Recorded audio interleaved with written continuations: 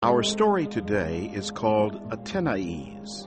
It was written by Kate Chopin. Here is Barbara Klein with the story.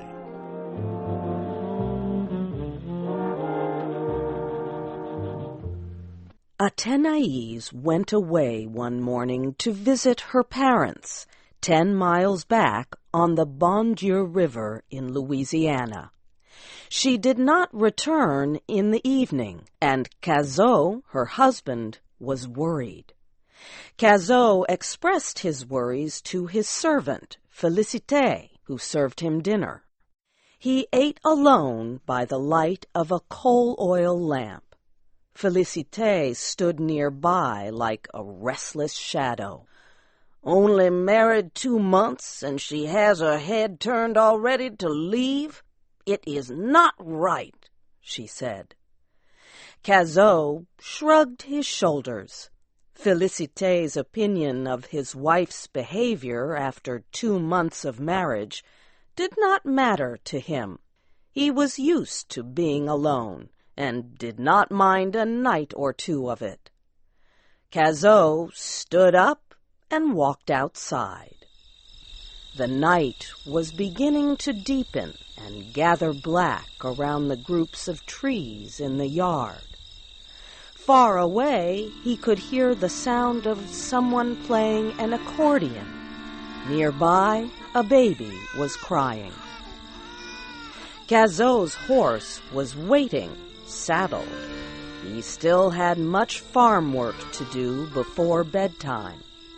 He did not have time to think about Athenaise, but he felt her absence like a deep pain. Before he slept that night, Cazot was visited by an image of Athénaise's pale young face, with its soft lips and sensual eyes. The marriage had been a mistake. He had only to look into her eyes to feel that, to sense her growing dislike of him. But the marriage could not be undone, and he was ready to make the best of it, and expected the same effort from her. These sad thoughts kept Cazot awake far into the night. The moon was shining, and its pale light reached into the room. It was still outside, with no sound except the distant notes of the accordion.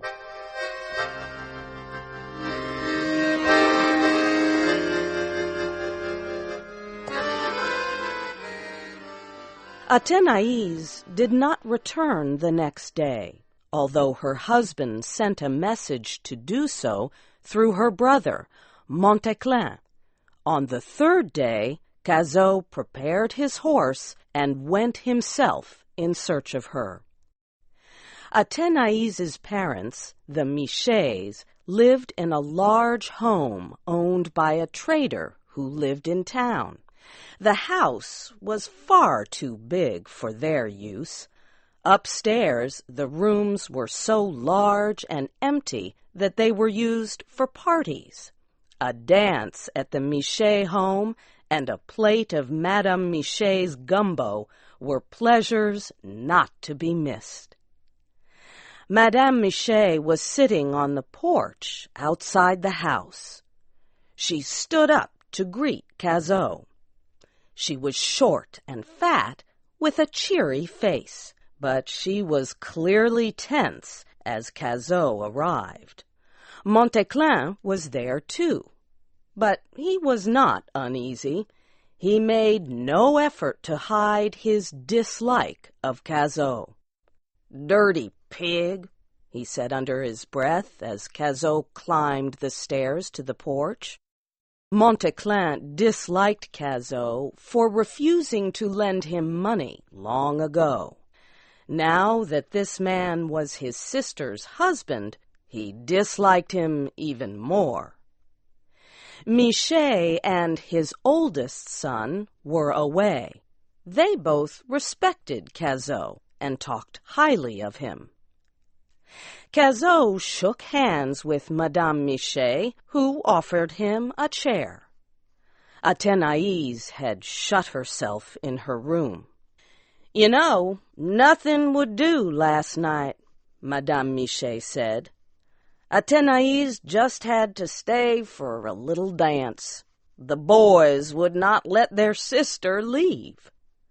Cazot shrugged his shoulders to show he knew nothing about last night.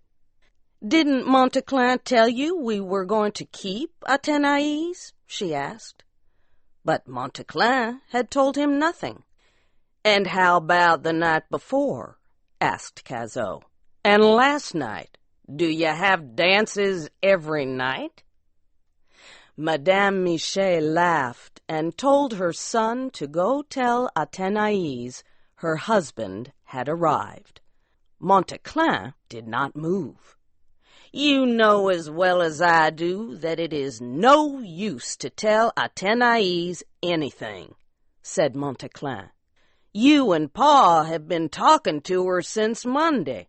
When Athenaise said she was not returning to Cazot, she meant it." 2 fiery red spots rose to Cazot's cheeks. What Monteclin said was true. Upon arriving home, Athenaise had announced she was there to stay.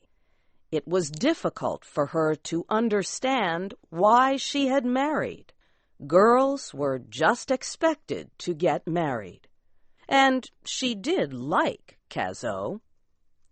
Monteclin had asked Athenaise to explain herself. He had asked her if Cazot abused her, or if he drank too much.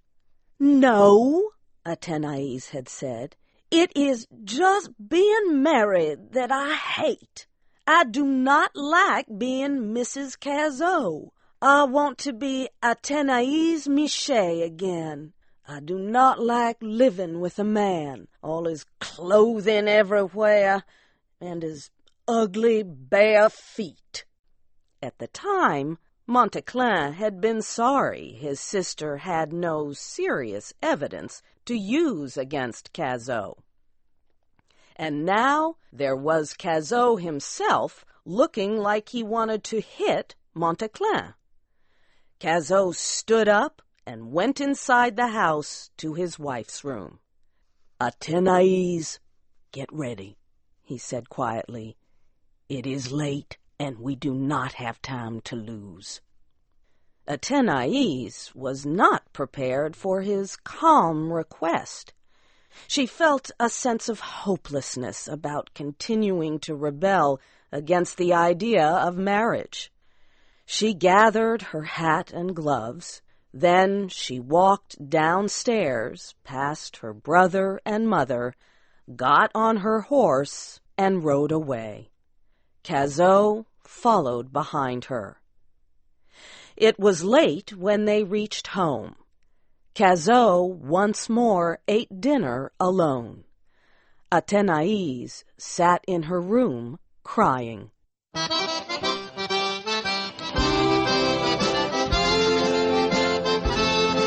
Athenaise's parents had hoped that marriage would bring a sense of responsibility so deeply lacking in her character.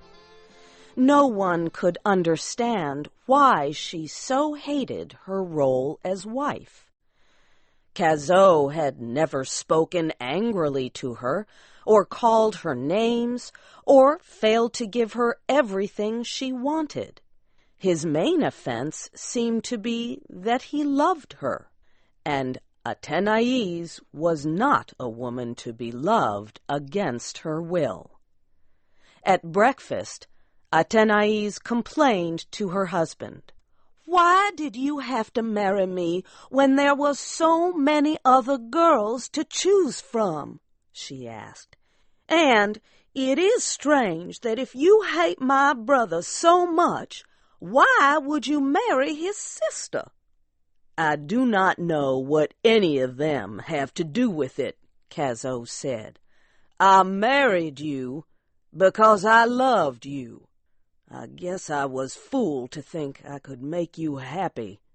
I do not know what else to do but make the best of a bad deal and shake hands over it." It now seemed to Athenaise that her brother was the only friend left to her in the world. Her parents had turned from her, and her friends laughed at her. But Montéclin had an idea for securing his sister's freedom. After some thought, Athenaise agreed to his plan. The next morning, Cazot woke up to find his wife was gone. She had packed her belongings and left in the night. Cazot felt a terrible sense of loss. It was not new. He had felt it for weeks. He realized he had missed his chance for happiness. He could not think of loving any other woman, and could not imagine Athenaise ever caring for him. He wrote her a letter stating that he did not want her back unless she returned of her own free will.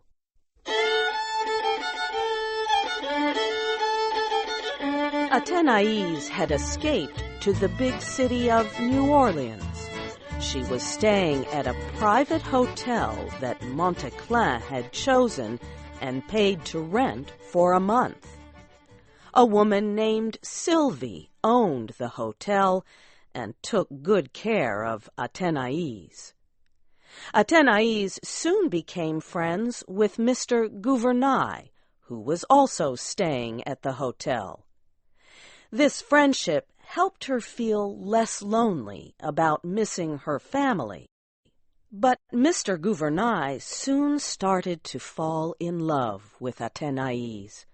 He knew she was uninformed, unsatisfied, and strong-willed, but he also suspected that she loved her husband, although she did not know it. Bitter as this belief was, he accepted it. Athenaise's last week in the city was coming to an end. She had not found a job and was too homesick to stay any longer. Also, she had not been feeling well. She complained in detail about her sickness to Sylvie. Sylvie was very wise, and Athenaise was very stupid. Sylvie very calmly explained to Athenaise that she was feeling sick because she was pregnant. Athenaise sat very still for a long time thinking about this new information. Her whole being was overcome with a wave of happiness. Then she stood up, ready to take action. She had to tell her mother, and Cazot. As she thought of him, a whole new sense of life swept over her. She could not wait to return to him. The next day, Athenaise spent traveling home. When she arrived at Cazot's, he lifted her out of the horse carriage, and they held each other tight. The country night was warm and still, except for a baby crying in the distance. "Listen, Cazot," said Athenaise. "How Juliet's baby is crying. Poor darling. I wonder what is the matter with it."